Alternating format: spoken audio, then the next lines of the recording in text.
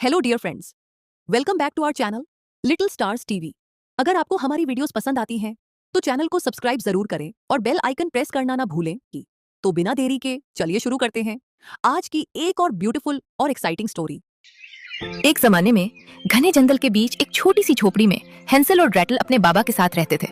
उनकी माँ इस दुनिया में नहीं रही थी और उनके बाबा अपने खानदान का सहारा बनने के लिए एक लकड़हारे की हैसियत से दिन रात मेहनत किया करते थे। वक्त के साथ हालात मजीद सख्त होते गए और जिंदगी पहले से ज्यादा दुश्वार बनती चली गई। आखिरकार उनके बाबा ने दूसरी शादी कर ली। हैंसल और ग्रेटल अपने बाबा के हाथों से बनाए हुए लकड़ी के खूबसूरत खिलौनों से सारा दिन खुशी खुशी खेलते रहते थे, मगर उनकी नई माँ को अपने सुतेले बच्चों से जरा भी मोहब्बत ना थी। वो हमेशा यही सोचती रहती थी कि इन बच्चों से कैसे छुटकारा हासिल किया जाए और अपनी खिड़की से बच्चों को देख देख कर जलती रहती थी। एक रात जब हैंसल और ग्रेटल सोने की तैयारी कर रहे थे तो उन्होंने अपनी सौतेली माँ और वालिद के दरमियान होने वाली बहस सुन ली। हर रोटी सुबह से पहले खत्म हो जाती है, अगर बच्चे यहाँ हारे तो हम सब भूखे मर जाएंगे। खामोश हो जाओ, मैं अपने बच्चों को हरगिज नहीं छोड़ूंगा, वरना मैं जीते जी मर जाऊंगा। मैं कुछ नहीं जानती, कल हम कोई ना कोई बहाना बनाकर बच्चों को घने जंगल में छोड़ आएंगे। उनके बाबा ने बहुत समझाने की कोशिश की, मगर सौतेली माँ अपने फैसले पर अड़ी रही। ये सब सुनकर ग्रेटल की आंखों में आंसू आ गए। मत रो ग्रेटेल, हम किसी न किसी तरह घर वापस आने का रास्ता ढूंढ लेंगे। ठीक है हैंसल। हैंसल अपनी छोटी बहन से बहुत मोहब्बत करता था। उस रात उसने बड़ी होशियारी दिखाई। जब सब गहरी नींद सो गए तो वो आहिस्ता से घर से बाहर निकला और जितने छोटे बड़े पत्थर उसे मिल सकते थे उन्हें एक नन्हे से थैले में जमा कर लिया। अगली सुबह सब लोग जंगल की तरफ रवाना हुए। उनके बाबा ने बच्चों से कहा कि वो सिर्फ सैर के लिए जा रहे हैं। जैसे जैसे वो घने दरख्तों के दरमियान जंगल के अंदर जाते गए, हैंसल खामोशी से रास्ते में अपने थैले से छोटे बड़े पत्थर गिराता गया ताकि वापसी का रास्ता याद रहे। मौसम खूबसूरत खजां का था, मगर जैसे जैसे दरख्तों के पत्ते झड़ रहे थे वैसे वैसे हैंसल और ग्रेटल की जिंदगी भी आहिस्ता आहिस्ता मुश्किलों में बदलती जा रही थी। हैंसल और ग्रेटल, तुम दोनों यहीं बैठे रहो, कहीं मत जाना, हम अभी आते हैं। उस वक्त उन मासूम बच्चों को कुछ यूं महसूस हुआ होगा। खिजां की सर्द हवाओं ने ये सिखा दिया हमें कि हर अपना हमेशा अपना नहीं रहता। कुछ लोग मौसमों की तरह बदल जाते हैं और कुछ साथ अंधेरों में छोड़ जाते हैं। अपनी ड्रामाबाजी बंद करो। वो बच्चों को जंगल में तन्हा छोड़कर वहां से चले गए और दोबारा वापस ना आए। जैसे ही रात छाई, जंगल खौफनाक आवाजों से भर गया और डरे सहमे हैंसल और ग्रेटल एक दूसरे के साथ जुड़कर बैठ गए। चलो ग्रेटल, चांद की रोशनी में रास्ता अब साफ नजर आ रहा है, अब हमें चलना चाहिए। जब चांद निकला तो रास्ते में बिखरे पत्थर चमकने लगे और हैंसल और ग्रेटल को घर वापस जाने का रास्ता दिखाने लगे। अपने बच्चों को दोबारा देखकर उनके बाबा खुशी और शर्मिंदगी दोनों महसूस कर रहे थे, मगर सौतेली माँ ने सिर्फ एक झूठी सी मुस्कुराहट दिखाई। जिंदगी हर गुजरते दिन के साथ सख्त होती गई और दिल पर फिक्र के साए गहरे होते गए। हम मुस्कुराते तो रहे सबके सामने, मगर अंदर ही अंदर ख्वाब टूटते गए। हैंसल और ग्रेटल की जिंदगी भी कुछ ऐसी ही होती जा रही थी। उस रात जब वो सोने गए तो उनकी सौतेली माँ ने चुपके से बाहर से उनके कमरे का दरवाजा बंद कर दिया ताकि हैंसल दोबारा पत्थर जमा ना कर सके। अगली सुबह वो सब दोबारा खूबसूरत वादियों और सुनहरे पत्तों के दरमियान से गुजरते हुए जंगल की तरफ रवाना हुए, मगर हैंसल बहुत होशियार था। रास्ते भर वो खामोशी से अपनी जेब से रोटी के टुकड़े गिराता गया, इस उम्मीद के साथ कि वो उन्हें वापस घर का रास्ता दिखा देंगे। खिजा की जर्द शामों ने ये राज सिखा दिया कि अपने भी वक्त आने पर बदल जाते हैं। जिन हाथों को थामा था उम्र भर के लिए, वही हाथ बीच रास्ते में छोड़ जाते हैं। हैंसल और ग्रेटल, तुम दोनों यहीं बैठे रहो, कहीं मत जाना, हम अभी आते हैं। अब देर ना करो, चलो।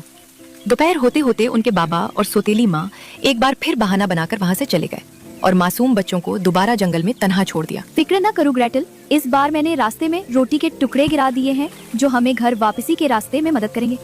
मगर इस बार वापसी के रास्ते का कोई सुराग न बचा, क्योंकि परिंदे रोटी के सारे टुकड़े खा गए थे और हैंसल और ग्रेटल जंगल में इधर उधर भटकते फिरने लगे। कई घंटों तक जंगल में भटकने के बाद अचानक उनकी नजर एक अजीबोगरीब घर पर पड़ी।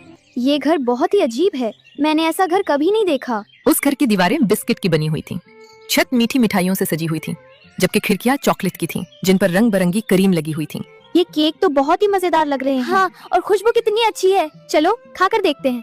अपनी सारी थकन और खौफ को कुछ देर के लिए भुलाकर हैंसल और ग्रेटल खुशी खुशी उस अजीबोगरीब घर की तरफ दौड़ पड़े, क्योंकि कई घंटों की भूख और तकलीफ के बाद उन्हें पहली बार उम्मीद की एक छोटी सी रोशनी दिखाई दी थी। मगर वो ये नहीं जानते थे कि हर चमकती हुई चीज हमेशा खुशी और सुकून नहीं लाती। कौन है जो मेरे प्यारे से मीठे से घर को कुतर रहा है? प्यारे से बच्चों, आप दोनों कौन हो और यहाँ क्यों आए हो? दुखी दिल के साथ हेंसल और ग्रेटल ने उसे अपनी पूरी कहानी सुनाई कि किस तरह उनकी सौतेली माँ ने उनके बाबा को जंगल में उन्हें अकेला छोड़ने पर मजबूर कर दिया था। ओहो, अकेले छोड़ दिए गए हो, बहुत भूखे होगे। चलो अंदर आ जाओ, तुम्हारे लिए बहुत सारा खाना तैयार है। मगर उस घर के अंदर का मंजर बाहर की खूबसूरती से बिल्कुल मुख्तलिफ था। घर अंदर से इंतहाई गंदा और डरावना था, मगर भूख और थकन की वजह से हेंसल और ग्रेटल ने इस पर ज्यादा ध्यान न दिया। बैठ जाओ प्यारे बच्चों और पेट भर के खाना खाओ। आपका बहुत बहुत शुक्रिया, आपका बहुत बहुत शुक्रिया। कोई बात नहीं, मेरा घर आप जैसे बच्चों के लिए हमेशा खुला है। खाना खाने के बाद मजे से आराम करो और सुकून से सो जाओ। दोनों भाई बहन ने पेट भर कर खाना खाया और दिन भर की थकन की वजह से उनकी आंखें बंद हो रही थीं, इसीलिए वो फौरन सोने चले गए। शुक्र है हमें ये घर मिल गया, अब मैं खुद को बहुत ज्यादा महफूज महसूस कर रही हूँ। हाँ शुक्र है। इतनी पुरसुकून नींद के बाद दोनों भाई बहन एक खूबसूरत और हसीन सुबह को जागे, जहां नरम धूप खिड़कियों से अंदर आ रही थी। ग्रेटल उठो, सुबह हो गई है, चलो इस अनोखे घर में घूमते हैं। ग्रेटल जल्दी आओ, देखो ये दरवाजा कितना अजीब है। आओ देखते हैं इस कमरे में क्या है। हाँ चलो देखते हैं क्या है इस कमरे में। जैसे ही उन्होंने दरवाजा खोला, वो कमरा बहुत सारे सोने और जवाहरात से भरा हुआ था और ये देखकर दोनों दंग रह गए। अरे वाह, इतना सारा खजाना इस बूढ़ी औरत के पास कहाँ से आया? चलो दरवाजा बंद कर देते हैं, इससे पहले वो आ जाए। चलो वो सामने वाले कमरे में चलकर देखते हैं। उस कमरे की हालत देखकर दोनों बहुत डर गए और उन्हें पूरा घर अजीब लगने लगा, इसीलिए उन्होंने वहां से जाने का फैसला कर लिया। मुझे अब इस घर से डर सा लगने लगा है, चलो यहाँ से निकल चलते हैं। मगर जैसे ही वो वहां से निकलने लगे, इस बार उनके सामने एक निहायत खौफनाक मंजर आ चुका था, जिसने उनके पांव तले से जमीन निकाल दी। उनके सामने एक खौफनाक चुड़ैल खड़ी थी। उसे देखते ही हेंसल और ग्रेटल खौफ से कांपने लगे। दरअसल ये वही मेहरबान बूढ़ी औरत थी जो असल में एक खतरनाक चुड़ैल निकली। तुम दोनों ने यहाँ खाना खाया, आराम किया, सुकून से सोए, अब मेरी बारी है। तुम तो बहुत कमजोर हो, अब तुम इस पिंजरे में रहोगे जब तक तगड़े और मोटे नहीं हो जाते। ग्रेटल खौफ से ये सब देखती रह गई, जबकि चुड़ैल ने फौरन हेंसल को पकड़कर एक लोहे के पिंजरे में बंद कर दिया। फिर चुड़ैल अपनी खौफनाक हंसी हंसती हुई ग्रेटल को जोर से पकड़कर एक गंदे से बावर्ची खाने में ले गई। तुम अपने भाई के लिए खूब खाना बनाकर उसे खिलाओ, जब वो मोटा हो जाएगा मैं उसे खा लूंगी। तुम कुछ नहीं खाओगी, सारा खाना तुम्हारे भाई के लिए है। ग्रेटल खौफ से कांपती रह गई, जबकि चुड़ैल जाकर हेंसल के पिंजरे के सामने बैठ गई ताकि उस पर कड़ी नजर रख सके। बेचारा हेंसल दिल ही दिल में सोच रहा था कि एक तरफ जालिम सोतेली माँ थी और अब दूसरी तरफ ये खौफनाक चुड़ैल मिल गई। मगर हेंसल ने चुड़ैल की बात ना मानने का फैसला कर लिया था। जैसे ही चुड़ैल सो जाती, वो ग्रेटल के लाए हुए खाने को चुपके से जमीन में दबा देता और कई दिनों तक यही करता रहा। एक दिन चुड़ैल अचानक हड़बड़ाकर उठ बैठी, क्योंकि उसे काफी दिनों से हेंसल पर शक होने लगा था। वो समझ नहीं पा रही थी कि इतना खाना खाने के बावजूद हेंसल अब तक कमजोर क्यों था। इतने दिन हो गए, तुम मोटे क्यों नहीं हो रहे? बताओ, मैं तुम्हारी बहन की खबर लेती हूँ अभी। क्या अपने भाई को खाना नहीं दे रही? वो अब तक मोटा क्यों नहीं हुआ? मोटा हो या दुबला, आज तो मैं तुम्हारे भाई को खा जाऊंगी।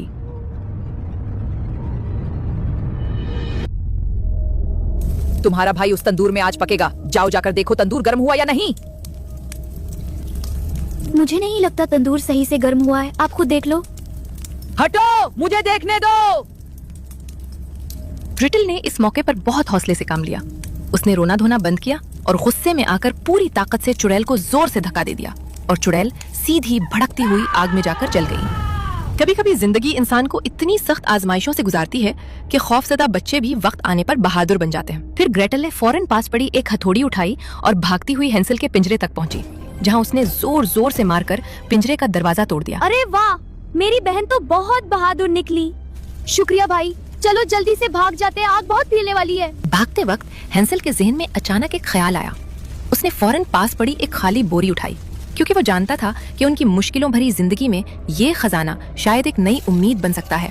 फिर दोनों बहन भाइयों ने जल्दी जल्दी उसमें जितने सोने के सिक्के भर सकते थे भर लिए, जबकि पीछे आग तेजी से पूरे घर में फैलती जा रही थी। उस खौफनाक घर से बाहर आने के बाद दोनों ने सुकून की सांस ली और ढलते सूरज की सुनहरी रोशनी में नहर के किनारे बैठकर पानी पिया और अपने चेहरे साफ किए। उस शाम उनको अपनी असल माँ की बड़ी याद आई। वो शाम कुछ अजीब थी। ये शाम भी अजीब है। वो कल भी पास पास थी, वो आज भी करीब है।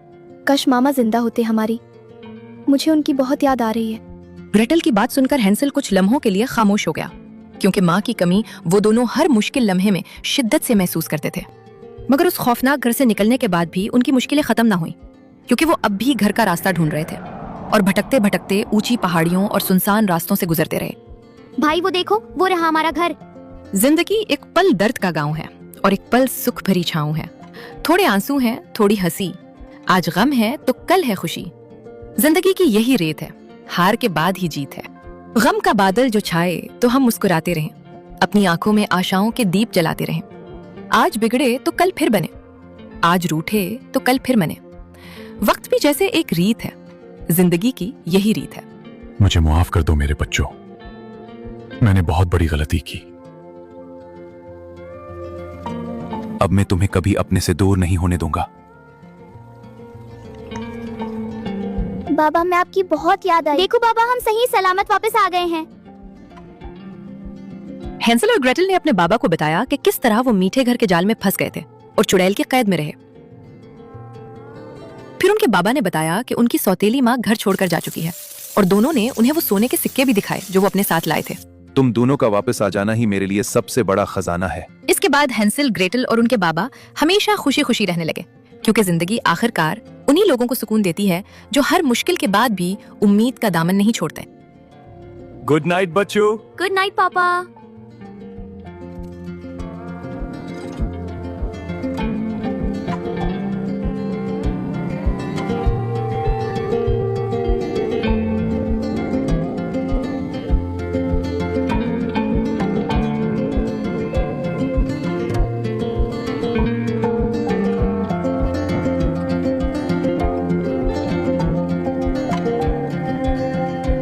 दोस्तों, अगर आपको ये स्टोरी पसंद आई हो तो वीडियो को लाइक करें, शेयर करें और चैनल को सब्सक्राइब जरूर करें। आपका एक सब्सक्राइब हमें और अच्छी स्टोरीज बनाने की मोटिवेशन देता है। मिलते हैं बहुत जल्दी एक और नई और इंटरेस्टिंग कहानी के साथ। तब तक के लिए अपना ख्याल रखिए, मुस्कुराते रहिए। जय श्री